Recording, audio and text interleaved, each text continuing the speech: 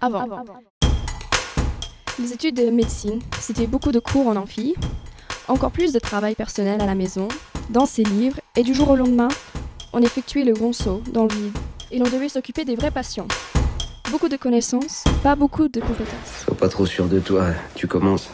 Tu connais rien pour l'instant, alors quand tu sais pas, tu demandes. Aujourd'hui, cela a bien changé et la simulation est entrée dans nos programmes.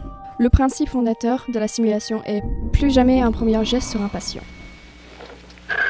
This is Sim 1, developed for the training of anesthesiologists. It's a machine, a breathing, functioning, computerized patient. Les savoirs, les apprentissages théoriques, le travail personnel sont toujours indispensables. Mais avant d'aller voir directement les patients, nous pouvons nous entraîner en simulation, sur des mannequins en plastique ou valider nos apprentissages sur nos collègues. Les outils utilisés au début sont plutôt simples, et petit à petit, nous nous rapprochons du vrai soin. Apprendre à ausculter ensemble un mannequin qui nous présente aux bons endroits les sons que nous allons devoir apprendre à reconnaître. Apprendre la relation médecin-malade avec des collègues acteurs, utiliser l'échographie pour repositionner les organes aux bons endroits dans le corps et faire devenir réalité l'anatomie enseignée sur des dessins de papier, tout en étant supervisé par des seniors chevronnés.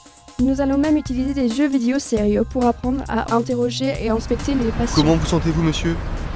Pas très bien.